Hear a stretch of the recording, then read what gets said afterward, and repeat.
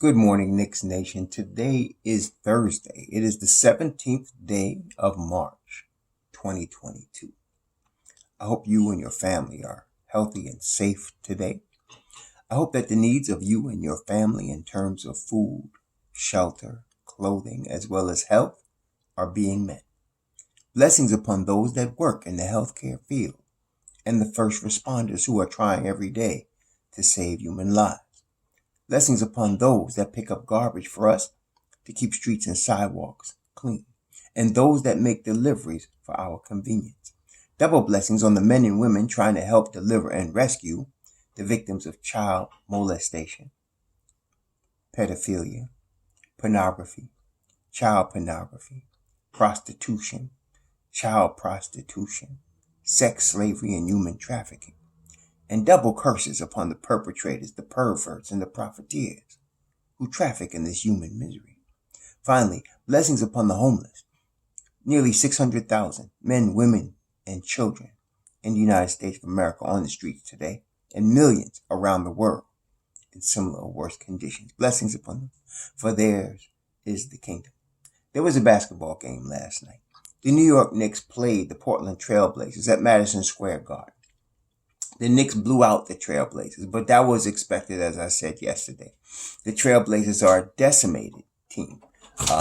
Damian Lillard's not available. They don't have Norman Powell anymore. They don't have McCollum anymore. Nurkic is out. Anthony Simons is out. Nasir Little was out. All of their players that they would depend on to make a playoff run and are not available. And even that being the case, in the West, it seems like the East is stronger this year overall than the West because Portland is still in the play-in hunt despite this. And them being 25 and 42. They're still in the playoff hunt in the West. But they really are a sorry team. And they were not that good of a team when they came back and beat the Knicks a few weeks ago, as the Knicks were leading by 20, and they came back and beat them. But then they had Anthony Simons. Recently, Josh Hart has had a 40-plus point game. So it was definitely possible that the Knicks would be a victim of another comeback loss from a team that they should have beat, which is why I stressed yesterday it's a must-win for the Knicks. A loss to a team like this at Madison Square Garden would have been a new rock bottom. And that's why I called it a must win. It wasn't about playoff position anymore or draft position. It's a must win because it would have been a new rock bottom for all of us in Knicks Nation, the Knicks organization, and everyone. So the Knicks had they had six players in double figures, and even so. They started to give away the lead in the third quarter, as they usually do.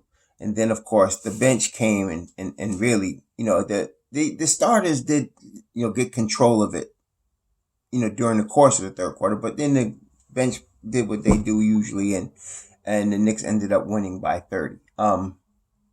Okay, so they played Deuce McBride about 20 minutes. They played Obi Toppin, even in the blowout, only 14 minutes. And I couldn't believe that they brought Julius Randle back in the fourth quarter. I thought maybe Obi had to go to the bathroom or something because it made no sense. They played Burks 27 minutes. The same old, basically. It's just that, the kids played a little more. Sims, he got 24 minutes. Quickly, of course, the grandson got 25 minutes. He scored 18 points, and that's going to solidify him in Tom Thibodeau's Hall of Fame. But at this point, we really need to see, I really would not rather see Burks anymore this year. Rather not see Fournier. I don't care. He's shooting the ball well. Yes, he shot well yesterday. 5 of 10 from the field, 4 of 9 from the 3-point line. But the truth is, in the long-term view, long-term sustainable winning, these guys are not part of that. They're not part of the timeline of our young players. So yesterday, there was an article in the Bleacher Report, and it appeared in other places also, about Tom Thibodeau's job being assured for next year. I don't take too much stock in the articles. Like I said, the three people that I trust. Ian Begley, Shams, and Woj. Other than that, it could be true or it might not be true. More than likely, it's not true. So what am I saying? So I'm looking at the article, and there were some interesting things in there, though. I try to pick out the crap from, the truth that's in something like this. But it says, after weeks of league-wide... Oh, by the way, this is the Bleacher Report, Jake Fisher. New York Knicks expected to keep Tom Thibodeau beyond this season. After weeks of league-wide speculation, Tom Thibodeau's tenure with New York was headed toward an unceremonious end. Thibodeau is expected to remain the Knicks head coach beyond 2021-2022 season. And who told them this? League sources. Now that's where the speculation is. We don't know who these league sources are. We don't know who they are. If they exist, we don't know. Okay? So I'm not saying Thibodeau is going to be fired, but I'm saying we still don't know. We still don't know what's going to happen. Let's see. There has been some internal support to move on from the NBA's reigning Coach of the Year. Sources said that's the danger of overperforming one rival team strategist, whoever that is.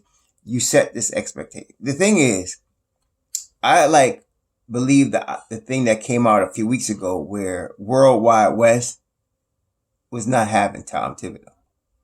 I believe that because it's obvious, the team has underperformed. And again, it's not just that it underperformed. It underperformed in the light of expectations to be better based on last year. I really am in agreement with Bill Parcells. Bill Parcells of the Giants always said, you are what your record says you are. Last year, they were 41-31. Right now, they're 29-40. You are what your record says you are. So the Knicks are a worse team this year. They've taken at least 2 steps backwards. Okay? So that's one situation. Now, it could be that even some of the brass was expecting a leap forward with the signing of Kemba Walker and Evan Fournier. It could be. But I tend to think that part of the strife that's within the front office is there's some that understand we're in year 2 of a rebuild, and there are others that are trying to make a big trade for a savior that's going to help us win now. I categorize Worldwide West in the latter category and Leon Rose in the former category. Leon Rose and Walt Perrin, who comes out of a Utah system, a small market where they built through the draft and development. So you have 2 different things within the organization. The fact that they hired a Tom Thibodeau is interesting because one of the things the article brought up that seemed legit is this paragraph. Thibodeau and Rose have been trusted allies since the job became available in 2020. Back then, Thibodeau was long considered the overwhelming favorite for the coaching job, despite New York's lengthy interview process that included 11 candidates.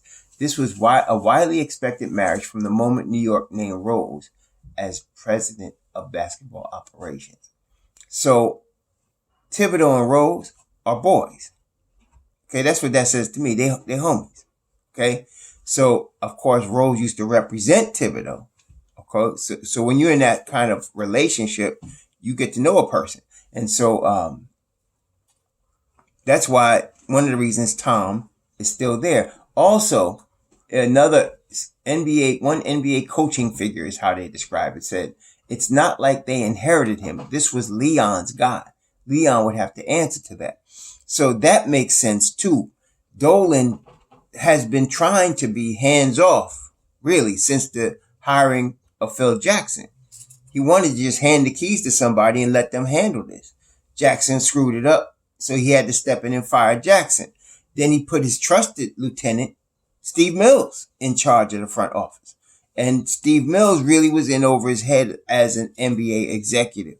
He did some good things. Again, some of y'all just, I don't know what's wrong with y'all, but you just look at everything either black or white, negative or positive. There's positives and negatives in most things. Steve Mills didn't trade away, like Isaiah Thomas did, all of our first round picks. He kept them, and he promised that he wasn't going to trade them. And I'm glad he did that. He might have signed 1 million power forwards when, like I said, he might have done stuff like that, maybe signed the wrong coach. But overall, he kept our first round picks, which added to Leon Rose's power chest when he came on board. So that was good. And Steve Mills is still in the organization. He's just not as active and in the front of the basketball part of this thing. But that was when Dolan was trying to be hands off. Then he finally gets Leon Rose in, a respected agent, longtime agent, and he lets him handle it. And so Rose hired Thibodeau. Now, like I said, that don't mean Thibodeau can't get fired. It doesn't mean that. And from what I've been gathering from all of the different articles, one of the threads that go through all the articles is that Thibodeau is in constant communication with, and Thibodeau said he's with Leon, with World Wide West, and with Jim Dolan. So he's in constant communication with them. Therefore, he's probably expressing to them what's going through his head when he does some of these moves that none of us understand. And he's giving them probably a daily basis of what he's trying to do and why he does this and why he does that. And he's trying to make sure. Now that is smart. That is smart. And so then another important thing came out that to me, I can see Dolan and Leon Rose keeping him for this purpose. New York brass also strongly values Thibodeau's ability and willingness to pose as the team's official spokesperson. Tibbs will stand there pregame and postgame every day and take bullets for you, the coaching figure said. And that's true.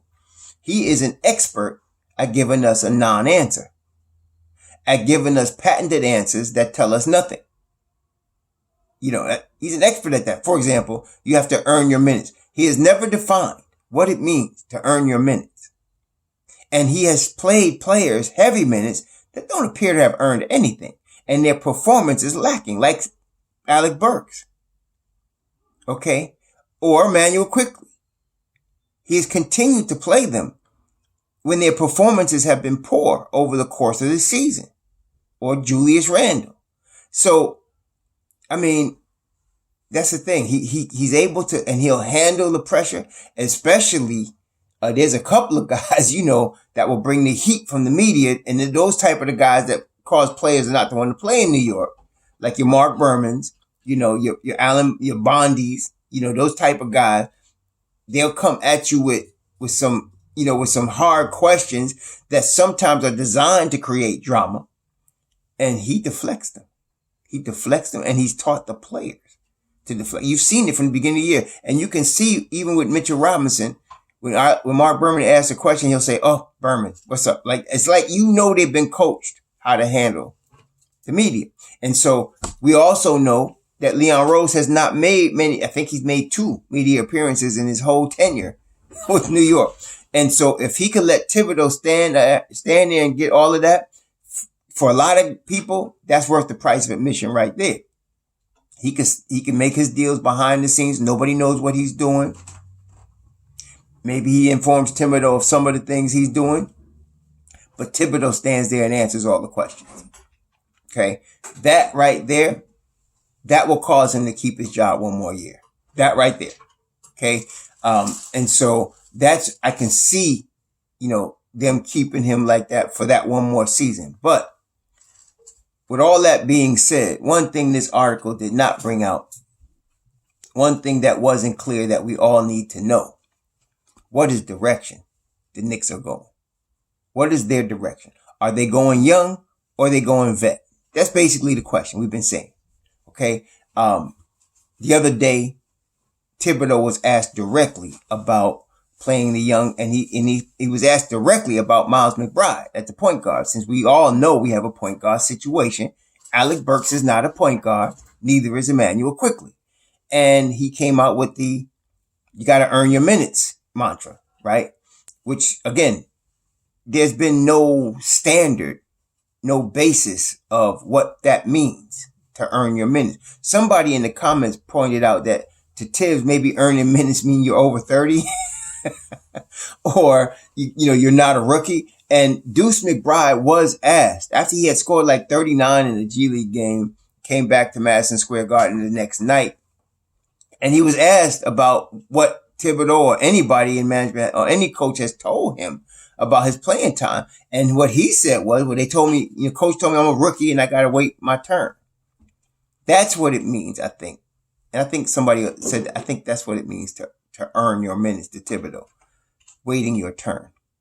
It's not based on, unless you come out when he throws you out there with 3 minutes and you've been sitting on the bench for 45 minutes and you just drop 20, maybe that, I don't know. But other than some superstar performance, I guess that's what it is. Now, this guy also brought out that they're expected to go after Jalen Brunson. And we know that already. That's, Rick Brunson out of Temple. That's Rick Brunson's son. Rick Brunson has been spotted at Madison Square Garden most of the season.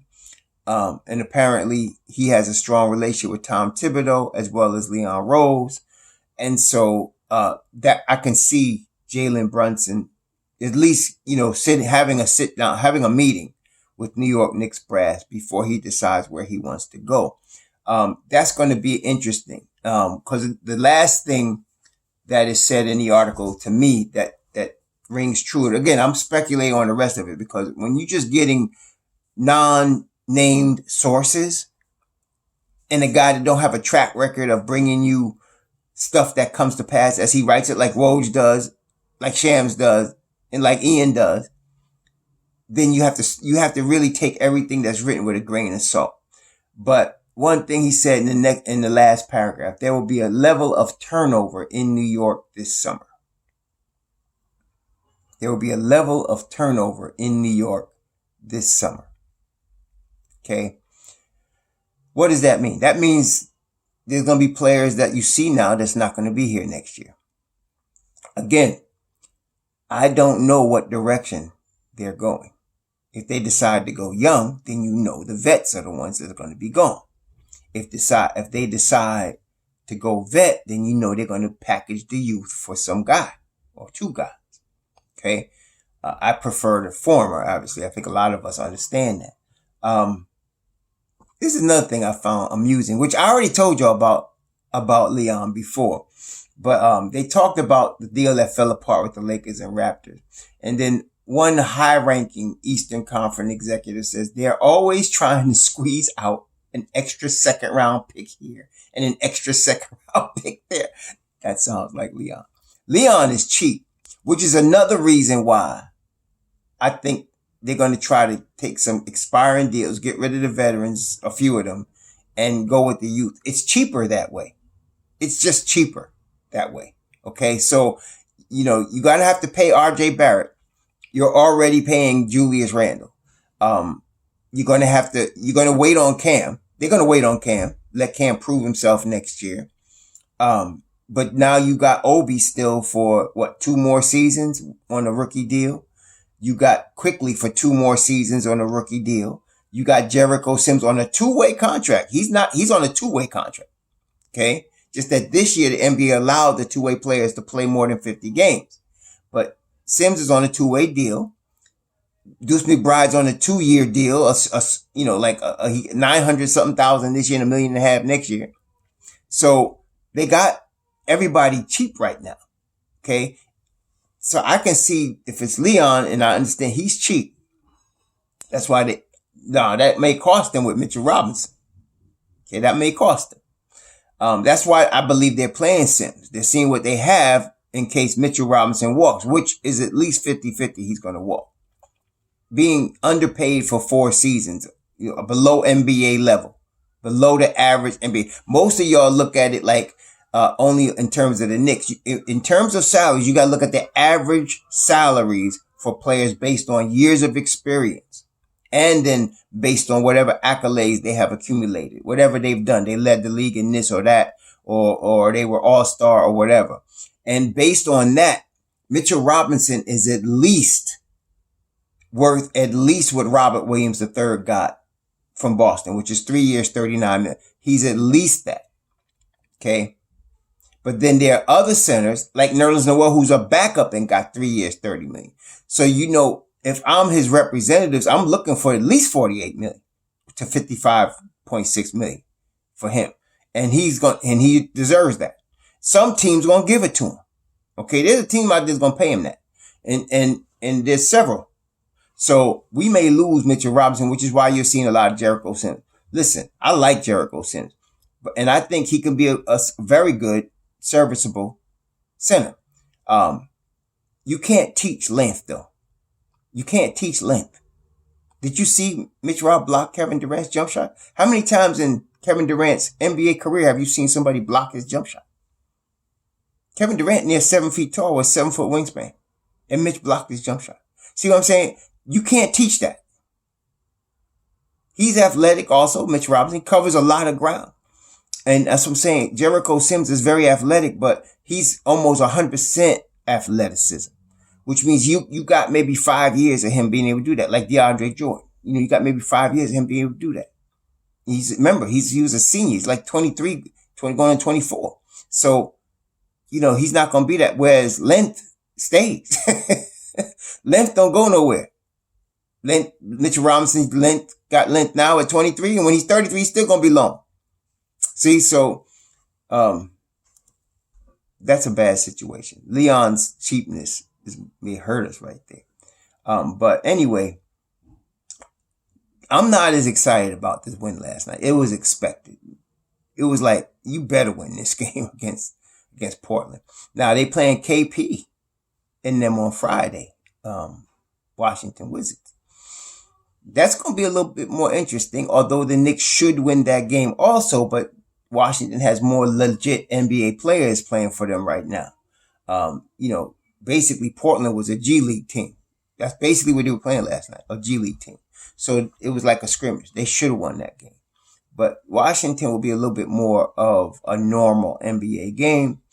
Even last night, I saw the starters giving back the lead in the third quarter a little bit before they started recouping themselves. It's a thing, man. RJ continues to develop right in front of us. Like I said, he's going to be an all-star. He's going to be Jimmy Butler, better version of Jimmy Butler. That's RJ. Too strong, for a lot of these guys. Too much power. And then he's developing his three-point shot as well. It is what it is. You're going to get little ups and downs from a 21-year-old dude, but he's going to be that dude. He is.